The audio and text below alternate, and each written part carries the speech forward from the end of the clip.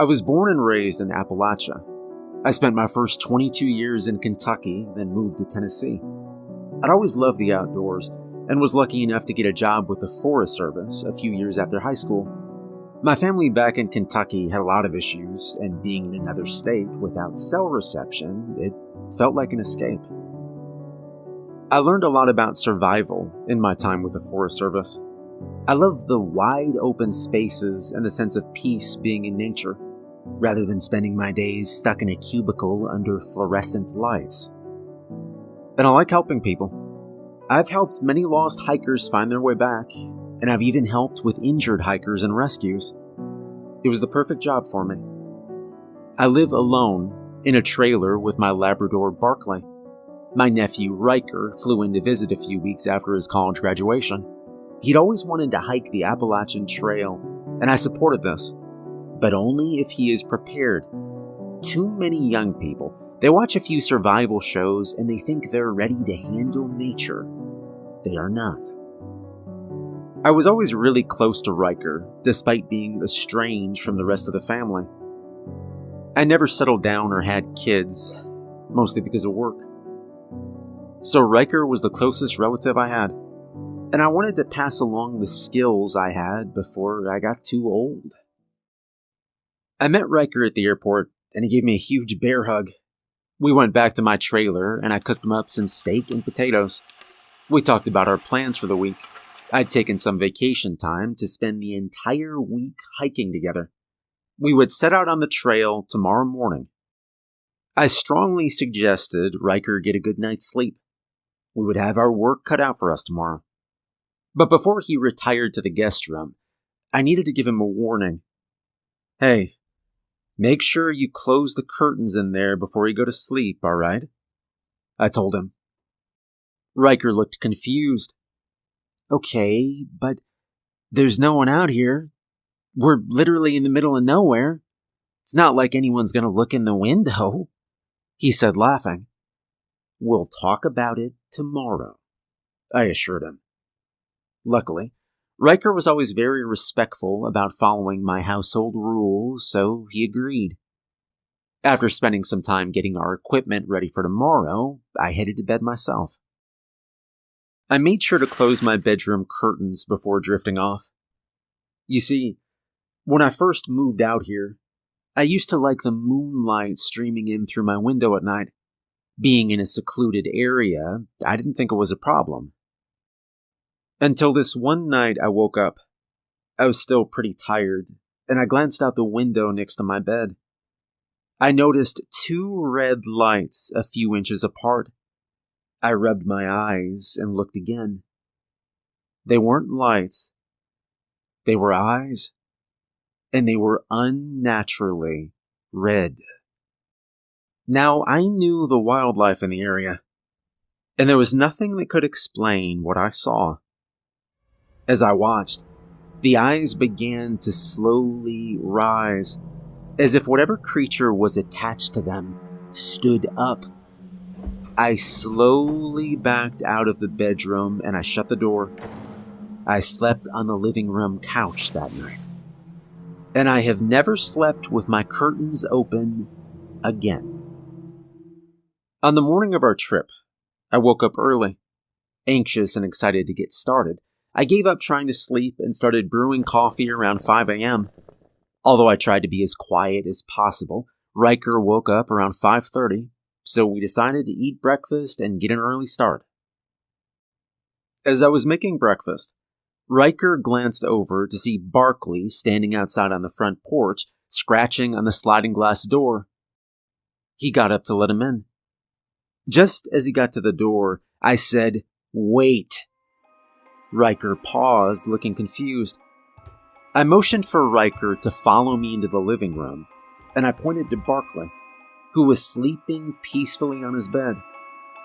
"Keep the door closed," I said. He nodded. "Is it a stray?" he asked. I shook my head. You see, Barkley is a very distinctive-looking dog. He was older and his coat was going gray. He also had a scar over his left eye, from a fight with a raccoon many years ago. Riker glanced back to the sliding glass door, and he noticed the dog was gone. This was another rule that I needed to tell Riker. If you see anything that looks like your pet trying to come into your house or your campsite, you make sure it's really them. Riker asked what just happened, but I didn't think he'd believe me. So I just told him I'd explain later, since we needed to be on our way. While Riker did seem disturbed by the whole incident, he was a trooper and was ready to set out an hour later. The next few hours of hiking were amazing. We took in the most beautiful views and we got a chance to really catch up, I'd been debating when to tell Riker about the rules for the trail, but I was worried he wouldn't take it seriously. At least not yet.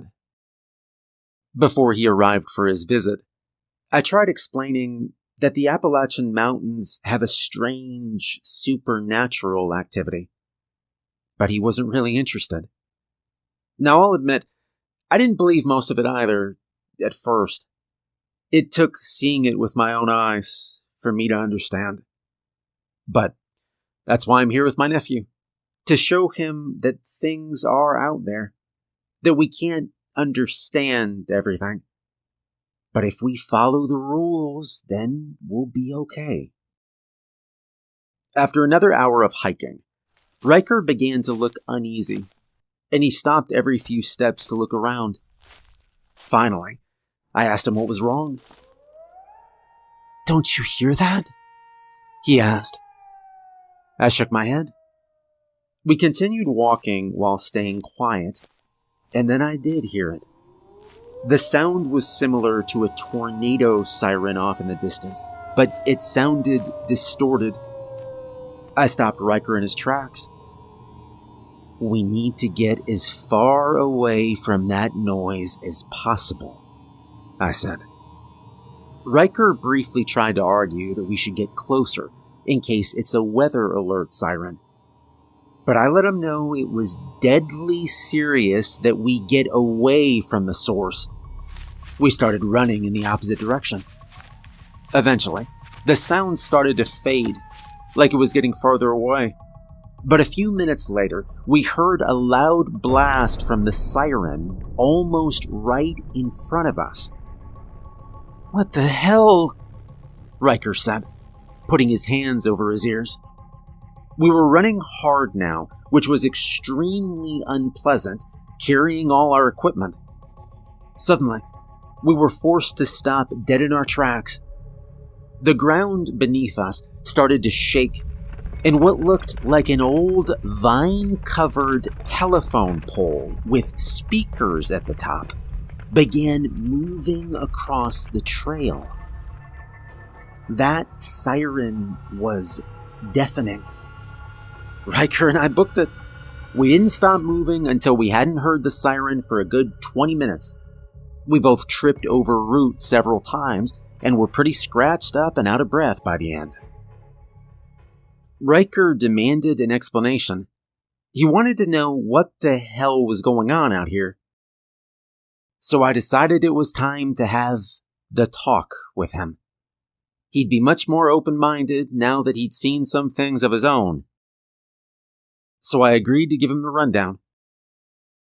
It was hard to remember all the strange things that had happened out here, and how to avoid them. But when Riker told me he was going to hike the Appalachian Trail, I made a list of rules for him, and I wrote down what I could remember. Always sleep with your curtains closed. Leaving them open can result in waking up to red eyes peering through. I've only had one brief encounter with the red eyes, but another ranger I knew. He wasn't so lucky. Dan Williams was young, around 30, and in fantastic health. One day, he just didn't report for duty. This was not typical for him, as he was one of the most dependable people I ever met.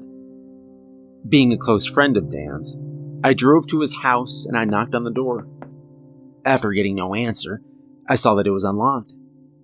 I entered and I called out to him. There was no answer. When I got to his bedroom, I had a bad feeling. I opened the door to find him laying on the bed, completely still. His eyes and his mouth were wide open, frozen in the worst expression of horror I've ever seen. I quickly called 911, and when I reported back to our boss, he asked if the curtains in the bedroom were open. I confirmed they were. I tried to ask why he wanted to know, but he wouldn't tell me anything. After my own encounter, I started closing them every night. If your pet is trying to get into your home or campsite, make sure it's really them. Letting the wrong one in is like putting out a welcome mat to an evil spirit.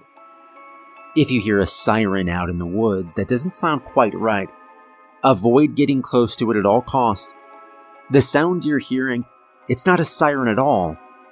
It's a cryptid that uses the sound to lure people in. This creature disguises itself as an old, rusty telephone pole or speaker. Whenever its intended victims get within range, it will detach from the ground and chase them down. It's been said by some of the older folk who are familiar with this cryptid that if caught, the victim's screams are harvested to power the siren. There's a creature that roams the Appalachian Mountains called a wampus cat. It's unlike any other large feline in that it has 6 legs, 4 in front and 2 in the back. It's larger than a full-grown lion and has unnatural abilities. These include being able to outrun arrows and in some cases even bullets. The wampus cat can walk on its hind legs and has these piercing golden eyes. Avoid making contact with it at all costs. Making eye contact results in a hypnotic state. If you become hypnotized, you'll be unable to move and eaten. If you encounter a wampus cat, your best bet is to try to catch it off guard and shoot it, or try to hide if you don't have a gun. Forget outrunning it. You wouldn't have a prayer. If you're out in the woods and you hear someone say your name, but there's no one visible, pretend you didn't hear it. You may also hear other things, like the sound of a baby crying or someone calling for help in a monotone voice. As unnerving as this is to hear, ignore it. Even so much as turning around or following the voice for a few steps can lure you to your death. Several years ago, while working on trail maintenance, I had a woman frantically run up to me, screaming for help. She said her name was Jenny and explained that she and her husband were hiking when he started acting strange. He got really quiet, and he stopped to look around every few steps. She asked what was wrong, and he said he thought he heard their son call out to him. Now, this wasn't possible, because their son, 10-year-old Brandon, passed away the year before. He was hit by a car while riding his bike. Jenny tried to talk him out of following the voice, telling him this couldn't be Brandon. But her husband was very determined and refused to listen. He went off trail to follow the voice. She looked for him for over an hour, but almost getting lost herself, she had to stop. I agreed to help look for him, but eventually had to call in backup as I was unable to locate him. He was quickly declared missing, and a full-on search began. Now, sadly, this story doesn't have a happy ending. His body was recovered on the bottom of a steep drop-off. It was unclear if he was jumped or was pushed.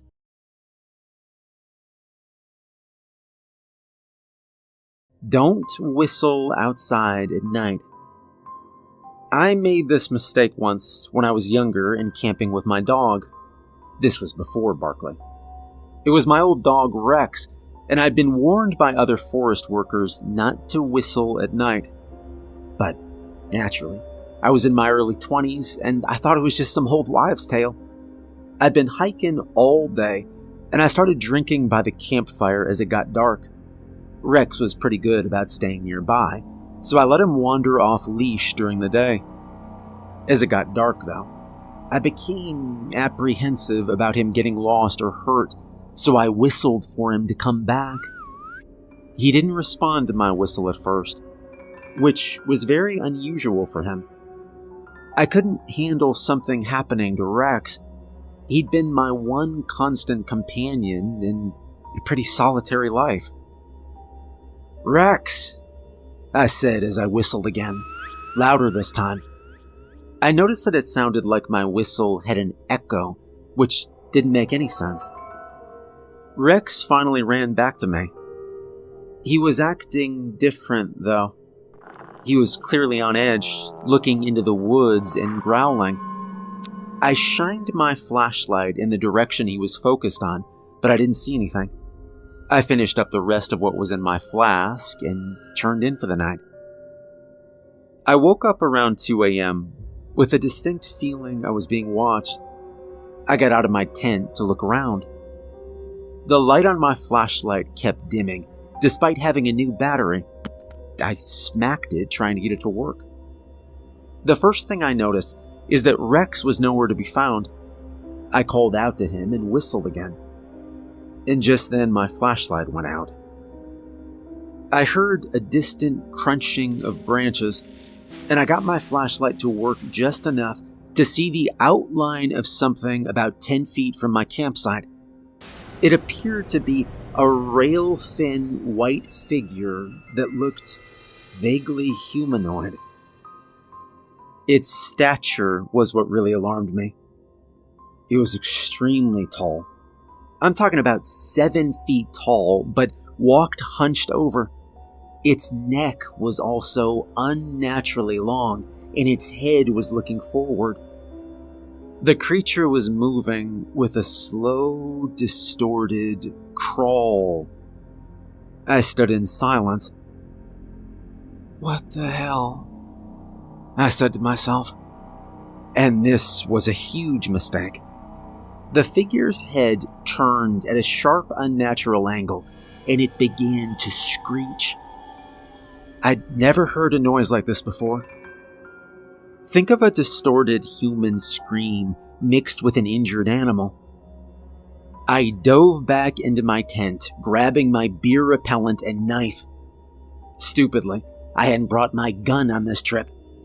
I could hear it screeching outside my tent, and I knew it was time to defend myself.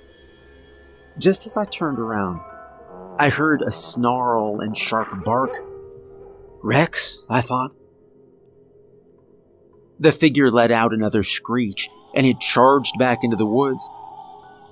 I noticed Rex had blood on his muzzle. I hugged him, checking for any harm, but luckily he was okay. He was still very nervous, though. "Good boy," I said. Needless to say, I don't whistle in the woods anymore. If you become lost on the trail for longer than a day, don't trust everything you see. An old friend of mine, John, who also worked for the Park Service, became lost during a solo excursion. Now, he was a very skilled survivalist and knew all the trails like the back of his hand, so I was shocked when he went missing.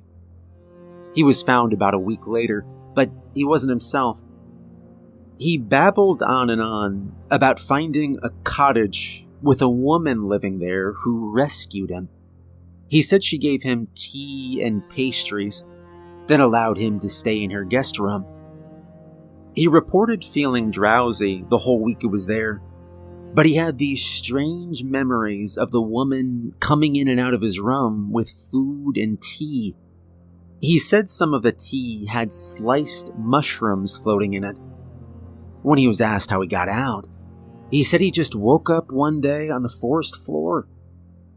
John attempted to show his rescuers where the home was, but there was nothing there.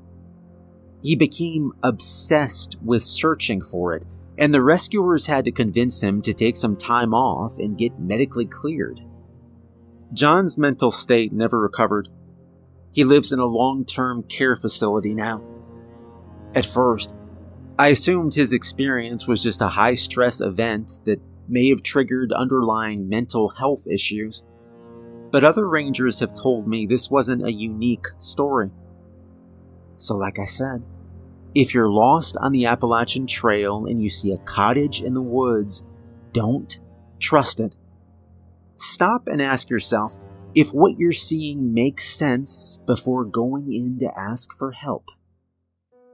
If you see a woman in her 60s, wearing silver-eyed glasses, wandering around in the woods, and she asks you to get back to the trail, assist her. If you successfully help her find her way back, you'll be granted good luck for the next 7 years. You see, this woman was a very avid and determined hiker. She got lost off trail one day and was unable to find her way back. Her body was recovered a few years later. She is a benevolent spirit, and hikers who have seen her have described her as having an infectious smile. A coworker of mine told me about a case where a lost hiker reported seeing this woman while off trail. The woman with the silver glasses said she was lost too. The hiker reported they walked together for a few hours, just talking about life and trying to find the trail. The woman suggested making a turn that did lead back. The hiker was ecstatic, but when he turned around to thank her, she was gone. The woods should never be completely silent. You should always be able to hear something. Bugs, animals, birds, water, wind, basically anything. If you're ever on the trail and you notice it's completely silent, keep moving until things sound normal again. You should also talk, hum, sing, or turn on music to break the silence until you get to a normal area. Now, I don't have first-hand experience with not following this rule, as the uneasy feeling of being in total silence is usually enough to keep me moving. There's an old man with a long beard and walking stick who may approach your campsite as you are sitting around the fire with friends or family. He will calmly take a seat and begin sharing a story. Do not ask him who he is, interrupt the story, or walk away while he is talking. Legend has it that if you do, someone from your group will walk into the woods during the night, and you will never see them again. I narrowly avoided this a few years ago, camping with a few of my buddies. As the old man approached, I was about to ask if anyone knew him when my friend put his hand over his mouth and he shook his head. He gave me a very serious look. After all the strange things I'd encountered over the years, I took his word for it and I stayed silent. The old man's story was actually pretty good. While hiking in Appalachia, you may come across a large camp in an area that is not designated for camping. Usually these are pretty far off trail. These are off-grid communities that don't like outsiders. The camp will likely consist of handmade tents, various survival supplies, and oftentimes there are active fires, sometimes even with food still cooking. But there won't be anyone there. Now, it may be tempting to look around or even help yourself to food or supplies, but do not do it. Even if you notice something at the site that was stolen from your campsite.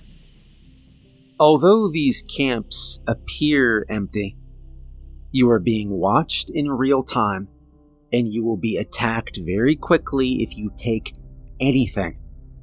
These groups protect their camps at all costs, and they not only outnumber you, but also know the terrain much better than you.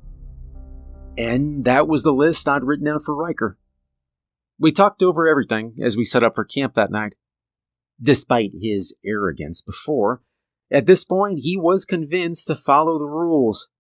We prepared dinner and had a good talk. We talked about old times, and I turned in around midnight. I slept peacefully for a while, and then I began having this strange dream. I was sitting on a rocking chair on the large porch of what appeared to be an old farmhouse. It was dusk and the air was still. Off in the distance, I noticed an animal approach. It was about the size of a large dog, but as it got closer, I noticed something wasn't right. Although it had the stature and build of a dog, the animal's head was that of a rabbit, but it was much bigger than any rabbit I'd ever seen. I stood up as it approached. Its eyes were these hollow, dark sockets, and I didn't understand how it was able to see. I started panicking, trying to unlock the door to the house, and it wouldn't open. Footsteps approached on the porch behind me as I pounded on the door. And just then, my eyes shot open and I was in the tent, hyperventilating. Relieved it was only a dream, I turned over and got comfortable again. I was starting finally to drift off when I felt my blanket slowly slide off of me, and I froze. The air became ice cold despite the temperature outside. I heard whispers all around me. They were all different, distinct voices. "Uncle James!" yelled Riker. I sat up. He dove into my tent, trying to catch his breath. "Did something just happen to you too?" he asked. And I nodded. "I read about this a while back. I think it's the Bell Witch," Riker said. I was somewhat familiar with a historical haunting, but I'd never known anyone who was haunted by her on the trail. Riker and I packed up our things and we moved camps. The next day, Riker laughed about how he had something to add to my list, and I nodded. Most don't realize just how old these mountains are. They've been on this earth for millions of years. They've seen things that no human has or ever will. I have discovered so much on the trail, but I doubt I'll get to know all its secrets in my lifetime. Riker, can you promise me something? I asked. "Sure, anything," he said. "When you tell other people about this place, don't leave out the good things," I said. Riker looked at me confused. What I mean is, I know a lot of weird stuff happens out here, but it's also one of the most beautiful and peaceful places on Earth. There's so many good people here too, you know? I just want you to make sure you don't leave that out whenever you tell your friends back home about this trip. Don't worry, Uncle James. I actually have some news. I'm moving out here next month. I got a job at the community college. I want to be closer to the trail, and now that I'm graduated and everything, going back home I don't know, it just doesn't seem like a good idea to me. I laughed. "So even after seeing all that, you're ready for more?" He nodded. I gave him the sheet of paper with the list. "All right, well, keep this up to date," I said, smiling. "You're gonna need it."